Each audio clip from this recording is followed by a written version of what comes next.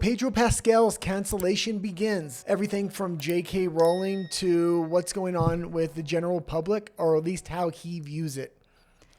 So from Variety, Pedro Pascal says, I'm more aware of backlash over Fantastic Four casting than anything I've ever done. He's too old. He's not right. He needs to shave. And I think these are things he's putting out there and he wants the general public to believe, because if you're believing they're trying to cancel him because he's too old or he needs the shave or because of these lame excuses which Pedro Pascal is putting forward, then the cancellation might not stick. But the truth is that's not why he's being canceled. He's being canceled because he's almost unbearable and he keeps putting politics with all of his public views, things like this. Why don't you talk a little bit about this, because you are an expert in Pedro Pascal. About what he said? Well, not quite the article, but just some of the things of why you think a cancellation is kind of brewing and starting up. I think this is the first glimpse of the real cancellation that's going to begin to snowball. Because he has started to become the new Rachel Zegler, essentially, also being in a movie of Marvel, which is Disney. And he just keeps giving all of these talking points he believes are still giving him any kind of little woke points with Hollywood, but Hollywood is now turning away from that. So, yeah, they wanted to put him up as this face of the non-toxic masculinity, but people are not really buying into that anymore. Yeah, I kind of agree with that. And that being said, like, this is who he is. If you look into his family history, as you have with some of your other videos on this channel, he was raised in his soul by progressives, which really instilled these things into him. He's not able to separate politics even when there is a cultural shift. And this was why I think the crashing and burning of Pedro Pascal is going to be hard. Okay, that being said, let's go into this article just a little bit and see what they're saying. So Pedro Pascal knows a thing or two about navigating major fandoms. He's a fixture in Star Wars universe for playing the Mandalorian, and he's an Emmy nominee for taking on the role of Joel in HBO's adaptation of the blockbuster Last of Us video games. But as part of his recent Variety cover story, Pascal revealed it was being cast in Marvel's cinematic universe that got him the most strife. I'm more aware of disgruntlement around my casting than anything I've ever done, Pascal said about playing Reed Richards and Mr. Fantastic. And 1 second. And this isn't going to be the only scrutinized casting. This is only the beginning. This is just the first time he's noticing it. Every movie he does over the next couple of years, I think there's going to be major scrutiny. A lot of these films are already done, are in production. So as the one cancellation snowballs into the next movie and the next movie and the next movie, I'm expecting a major combustion of his career here. Pascal said the regular complaints he hears are as follows. He's too old, he's not right, he needs to shave.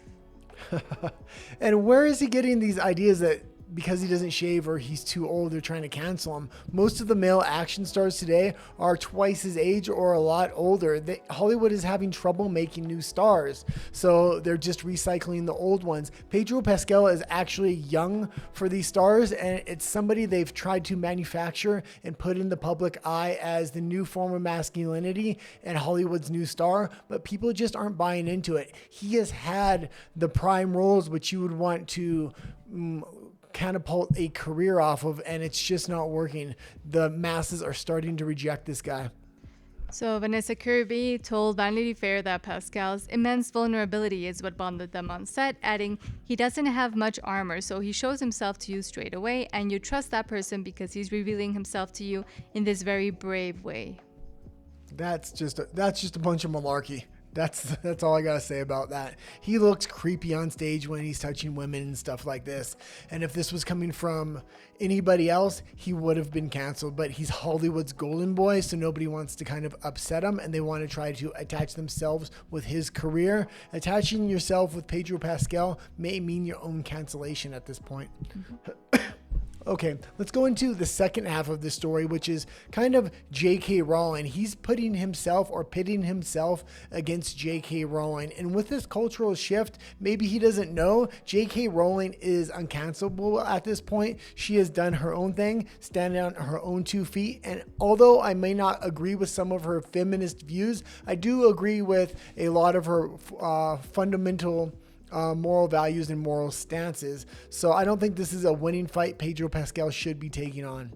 So Pedro Pascal called out J.K. Rowling's heinous loser behavior over anti-trans law because bullies make me effing sick. I want to protect the people I love. Yeah, if anything, Pedro Pascal is a bully, and he's using this virtue, the shield of virtue and moral standing, which he thinks he has, to kind of put other people down and raise himself up and raise this progressive ideology up. This is not a political channel. Our political show is at night, so I'm not going to get too much into it, but why don't we continue to read the article here a little bit? Pedro Pascal said in a new Vanity Fair cover story that bullies make me effing sick when the topic of Okay, J.K. let's move down on the article a bit. Okay, the Harry Potter author has regularly courted controversy since 2020 for sharing anti-trans views on social media. Pascal's younger sister, that used to be a brother, came out as transgender in 2021. The actor made headlines in April for slamming Rowling's heinous loser behavior after she celebrated the UK Supreme Court's anti-trans ruling that transgender women are not legally Yeah, and let's talk women. about his sister for a moment here. His sister that used to be a brother, his father runs a fertility clinic where he was taking eggs from one woman and planting them in another without their knowledge of this, which created lawsuits and criminal charges, which he fled the country for. He's recently returned, paid major fines, and paid the best lawyers to kind of clear him of this.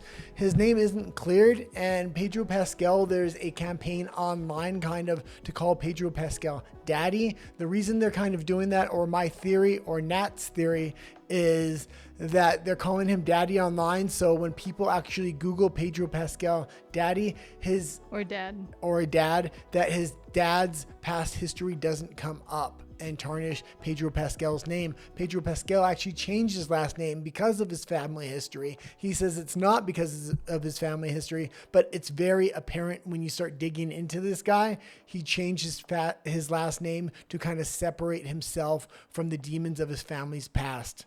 And the issue is not so much what his dad did or didn't do, but the fact that, number one, Pascal has not denounced it or even tries not to talk about it, but also that Pedro continues to exist and see himself as this victim because he's a Latino, even though he lived most of his life in the US, and he continues to try to use this victimhood cachet he has as a Latino, as a refugee, which, I mean, for a refugee, he had it quite nice. And that's the issue. Well, it's not he's so using much his father, but he's using this label of refugee because a lot of people might not know that he is a high-class refugee, meaning his family had money. They can buy a house right when they came to the country. They were able to do all this stuff legally, and he doesn't embody what people normally think of as a refugee in any way, shape, or form. He was sent to the best schools, had the best privileges. This is not what you think when you think refugee. He's using this label to kind of move up the totem pole. Mm-hmm.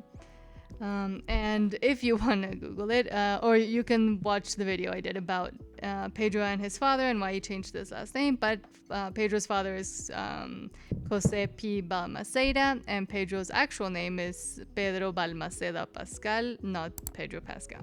Yeah, so if you want more, check out Nat's video. What's the title of the video? Pedro Pascal? I don't remember. Exposed.